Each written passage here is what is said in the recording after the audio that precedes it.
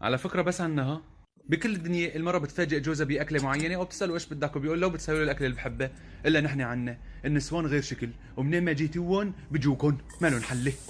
حبيبي إيش بدنا نطبخ بكرة؟ ما بتفرق اللي بدك يا روحي. يعني شلون اللي بدي إياه؟ يعني بشتهيك شي مرة تقول لي على شي أكلة معينة أو تمشي معي بشي رأي أو تعطيني اقتراح. طيب عاملين لنا ملوخية ورز. هي مع عديمة لسه من يومين طبخناها. طيب إيش رأيك بمقلوبة باذنجان؟ الدنيا شوب نار وتقيلة على المعدة.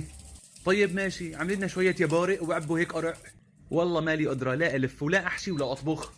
لا إله إلا الله. طب شوفي أي شغلة خفيفة عندك بسيطة منيحة ساوي لنا إياها وخلصينا بقى. يعني شعب اشتهي شي مرة إنه تريحني وتجاوبني على شي شغلة، دوما مريح حالك أنت ومسئيل الهم. طيب اسألي أختك إيش طيبخة واعملي مثلها. والله سألتها لأختي عاملة كبة وهي القصص وهي بدها شغل وأنا تعبانة. أقول لك والله أحسن شي أعملكم شوية معكرونة وجنبها بطاطا مقلية وشوية سلطة، هاي أريح شي. ايه تمام اوه نعمة الحمد لله. هو اصلا هذا انت اللي شاطر فيه، بتمنى شي مرة تريحني وتعطيني رأيك مثل العادة، ايش اطبخ لك وايش اطعميكم. تاني يوم.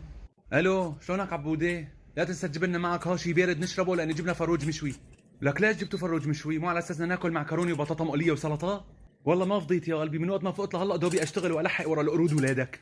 يعني دوبي الم واغسل واشطف واحمم. ولا تحكي ولا كلمة لاني دوبي الحق بهالزريبة اللي مسوي لي اياها بالبيت. اوف لك يا رب. طب هروحي ايش البلد اللي بدك اجيب لك اياه؟ كولا 7 اب ايش بدك؟ والله يا روحي ما بتفرق اللي بدك اياه جيبه ما في مشكله المهم شي بارد.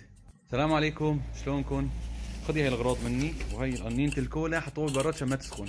يعني ما بتعرف تجيب 7 اب؟ فعلا انت ذوقك غريب. هاي 7 اب اتفضلي.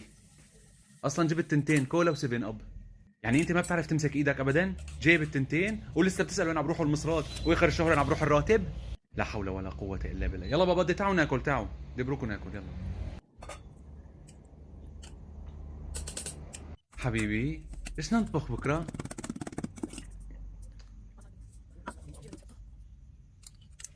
لا حول ولا قوة الا بالله.